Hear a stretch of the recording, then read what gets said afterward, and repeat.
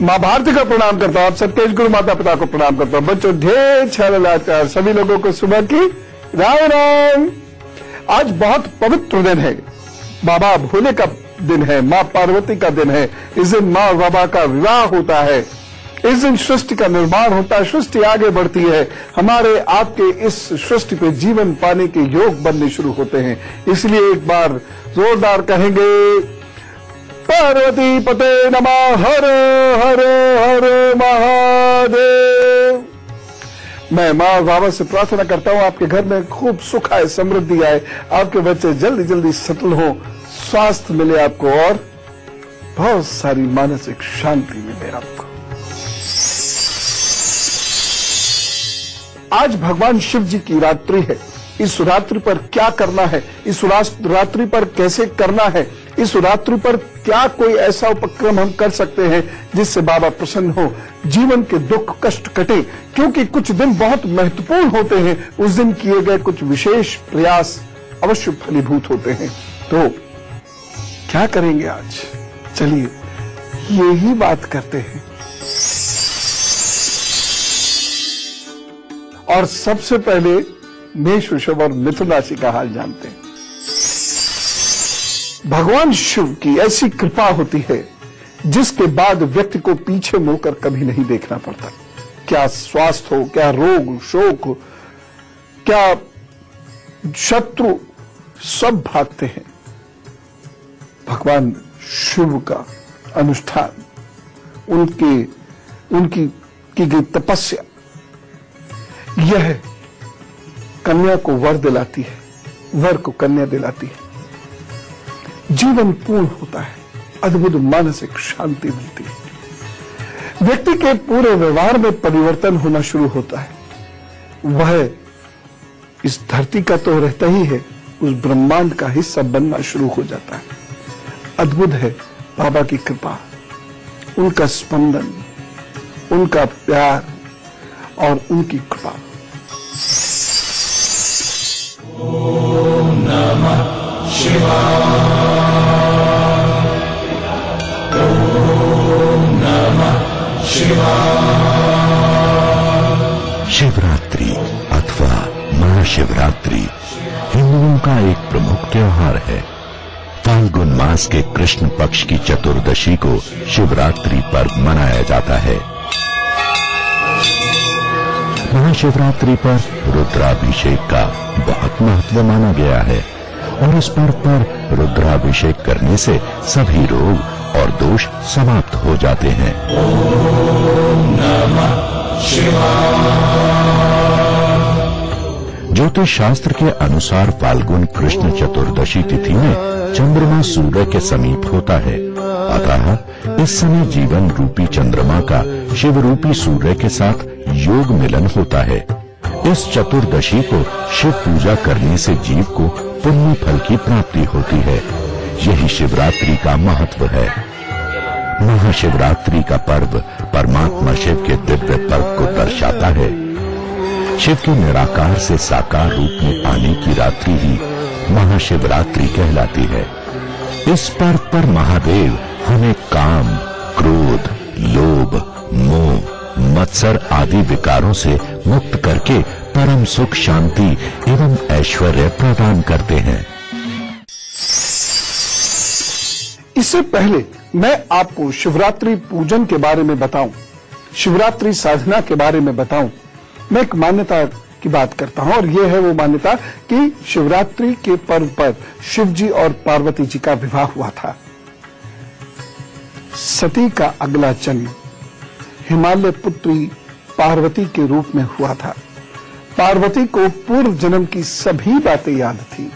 मां पार्वती ने भगवान शिव को फिर से पति रूप में पाने के लिए कई वर्षों तक कठोर तपस्या की। शिव ने पार्वती को स्वीकार करने से पहले उनकी परीक्षा ली थी। सप्त ऋषियों ने माता से शिव की बड़ी बुराई की, लेकिन पार्वती अपने मार्ग से नहीं डिगी। वो शिव को पति मान चुकी थीं। शिव आखिरकार माता पार्वती की तपस्या से प्रसन्न हुए और पार्वती को पत्नी रूप में स्वीकार कर लिया। शिव और पार्वती इसीलिए आदर्श पति पत्नी कहलाए जाते हैं। शिव हरो मृडो रुद्रः पुष्कर पुष्पलोचन। इनका समर्पण और मेल सृष्टि के लिए एक दुर्लभ उदाहरण प्रस्तुत करता है। शिव के बिना पार्वती और पार्वती के बिना शिव अधूरे हैं। शिव के साथ धर्म के रहस्यों पर संवाद में मां पार्वती की अग्रिम भूमिका रही है। महादेव के हर कर्म में पार्वती बराबर की हिस्सेदारी है, इसीलिए दोनों को एक साथ पूजा जाता है।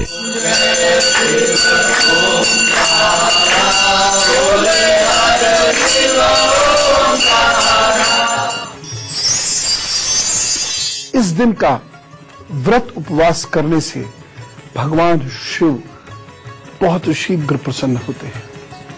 इस दिन उपासक की मनोकामनाएं पूरी होती हैं। इस व्रत को सभी स्त्री, पुरुष, बच्चे, युवा, वृद्ध सब कर सकते हैं।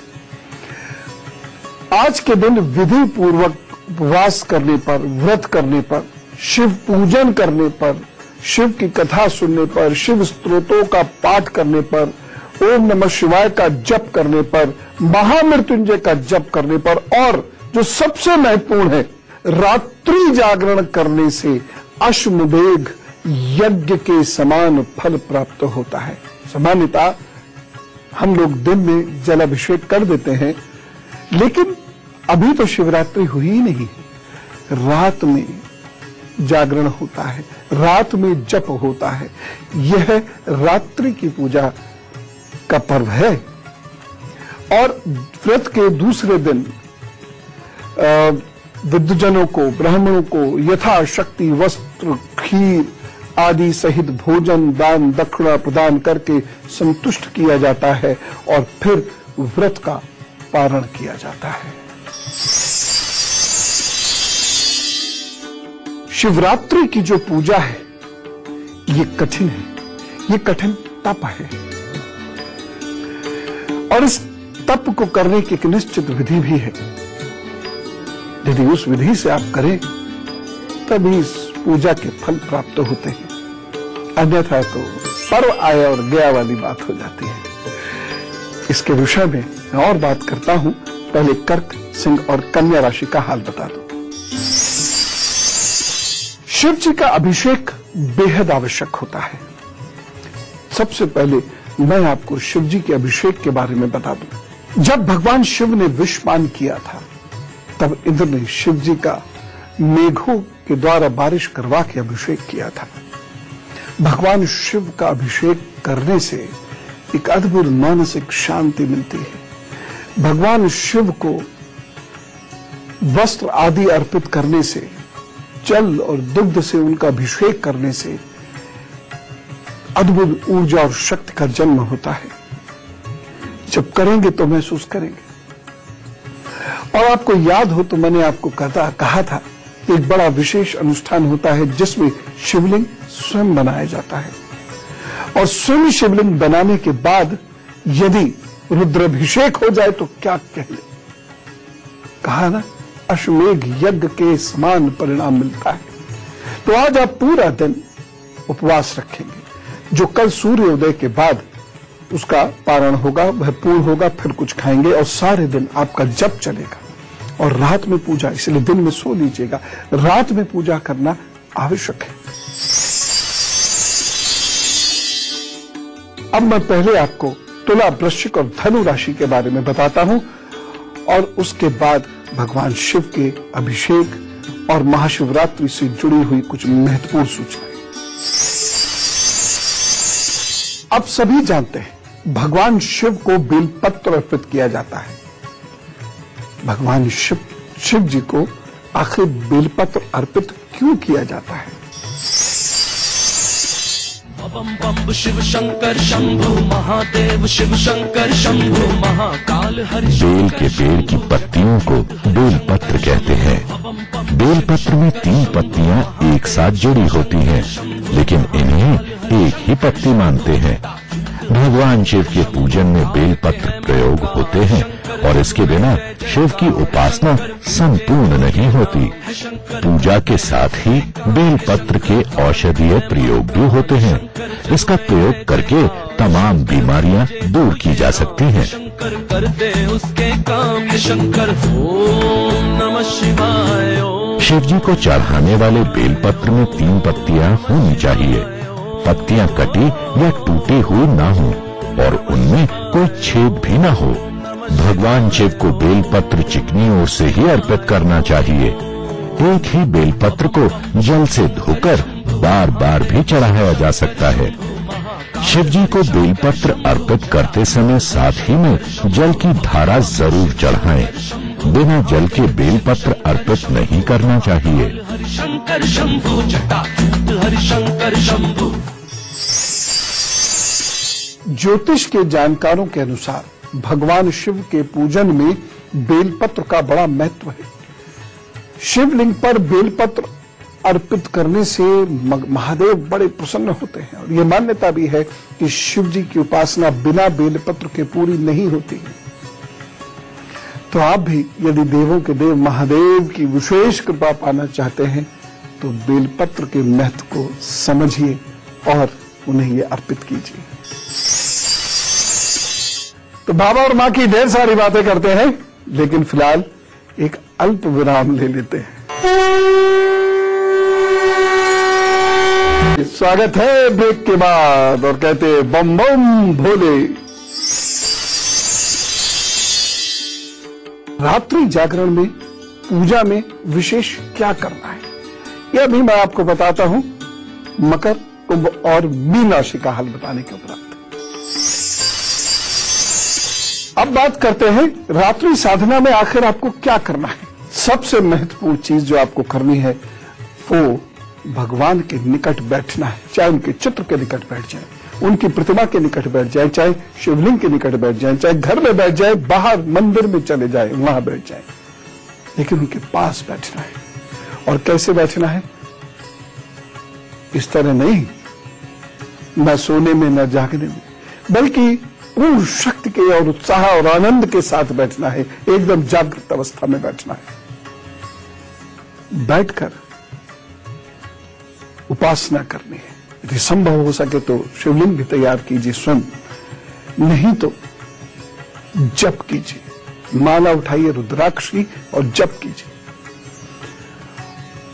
बीच में यदि आप थक जाएं तो विश्राम कर सकते हैं, लेकिन जप कीजिए। और यदि संभव हो सके रुद्राभिषेक कर लीजिए। रुद्राभिषेक जब आप प्रारंभ करें तो एक इच्छा बाबा के चरणों में रख दीजिए। मेरा मन कहता है वो पूर्ण होगी। दरअसल सुबह की आपाधापी की पूजा होती है, उसमें बाबा से लगाव उत्पन्न कहां हो पाता है। ना हम उनको बधाई दे पाते हैं, ना वो हमें आशीर्वाद दे पाते हैं। शांति से एकांत में रात में बैठिए और जप कीजिए। गूंजना चाहिए, वो स्वर नाद उत्पन्न होनी चाहिए। वह नाद उन तक पहुंचती है। उनके चरणों में अपनी इच्छा रखकर वह नाद उत्पन्न कीजिए तो, और उसके बाद देखिए कितनी चीजें आपके जीवन में होंगी होंगी होंगी होंगी। जैसे विवाह में देरी, कोई भी नहीं चाहता सामान्यतः है कि विवाह में देरी हो, लेकिन विवाह में फिर भी देरी हो जाती है।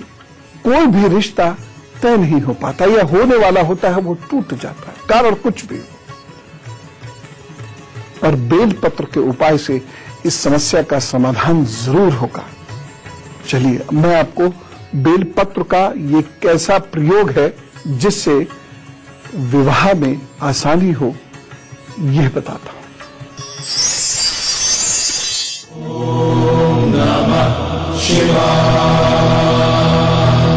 108 बेलपत्र लें और हर बेलपत्र पर चंदन से राम लिखें और ओम नमः शिवाय कहते हुए बेलपत्र को शिवलिंग पर चढ़ाते जाएं।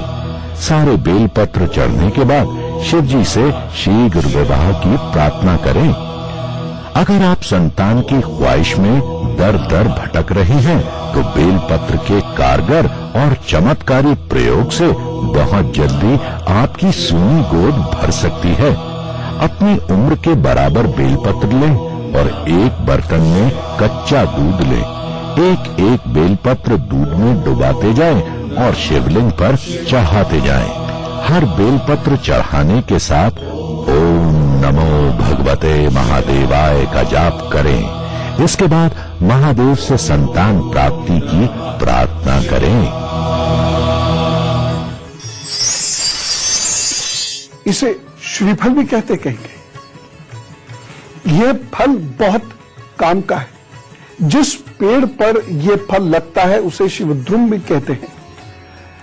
बेल का पेड़ संपन्नता का प्रतीक होता है, बहुत पवित्र माना जाता है और समृद्धि देने वाला होता है। बेल के पत्ते शंकर जी का आहार माने गए हैं, इसलिए भक्त लोग बड़ी श्रद्धा से इन्हें महादेव को अर्पित करते हैं।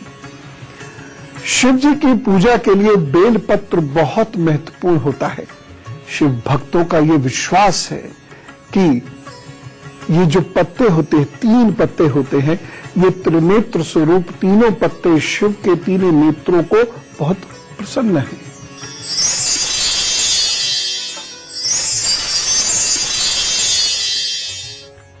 उधर बाबा की बात भी चलती रहेगी और उधर मैं आपके प्रश्नों का उत्तर भी देता रहूंगा, लेकिन मैं फिर से कह रहा हूं, मां बहनें बेटियां ध्यान से सुने, फेसबुक पर अपना नंबर नहीं छोड़ा करें। दूसरी महत्वपूर्ण बात, ITV नेटवर्क वाली जो मेल है ना, guruparvat@itvnetwork.com, और जो गुरुपर वाला पेज है, इसके अतिरिक्त मैं आपके प्रश्न का कहीं जवाब नहीं दूंगा। ठीक है ना? ये ध्यान रखिएगा, इससे आप परेशान होने से बच सकते हैं। अब शिव जी की रात्रिकालीन पूजा में दूसरा क्या महत्वपूर्ण उपाय करना है, ये बताता हूं। आप खूब नाचिए, खूब गाइए, उससे तो बहुत अच्छा होता है। आहत स्वर उत्पन्न होता है, फिर अनाहत स्वर उत्पन्न होता है, और नाच गाने के बाद शांत होकर इतने ध्यान में बैठ जाइए, बिना कोई शोर शराबा किए निशब्द होकर, कि आप सिर्फ प्रभु को सोचें, उन्हें ही विचारें और उनसे एकदम जुड़ जाइए। अपने मन के दुख दर्द भी कह दीजिए, और यदि आप उपासक हैं तो कुछ मत कहिए, सिर्फ रुद्राभिषेक कीजिए। रुद्राभिषेक अगर आता है तो बहुत अच्छी बात है, नहीं आता है तो पुरोहित जी का सानिध्य प्राप्त कीजिए, उनके सानिध्य में बैठकर रुद्राभिषेक कीजिए। यदि वो भी संभव नहीं है तो ओम रुद्राय नमः सारी रात जप सकते हैं। महामृत्युंजय सीख लीजिए, वह संपुट लगा के सारी रात जपिए।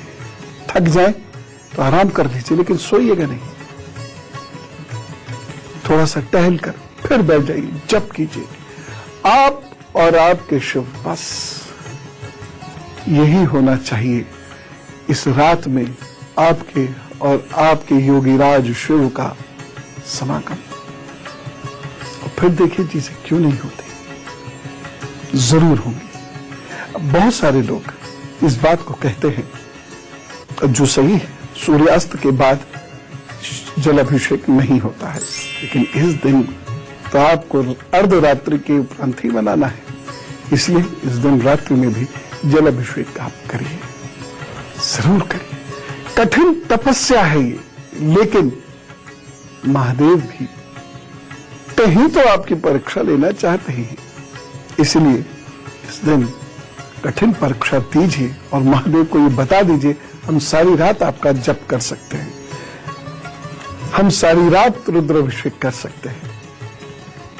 पता नहीं किस बात पर वो कहां कितना प्रसन्न हो जाए और आपकी जिंदगी बदल जाए। ये ठीक है कि इस दिन भगवान शिव का विवाह माता पार्वती के साथ हुआ था, किंतु माता पार्वती का अवतार तो सती के देहत्याग के बाद हुआ था, परंतु शिवरात्रि तो उससे बहुत पहले से मनाई जाती रही है, क्योंकि शिवरात्रि के दिन ही जब मेनका पुत्री पार्वती ने भगवान शिव का अभिषेक कर भगवान शिव से यह आशीर्वाद पाया था कि उनकी शादी भगवान शिव से ही होगी, तो भगवान शिव ने उन्हें यह आशीर्वाद दिया था कि पार्वती की शादी उनके साथ ही होगी।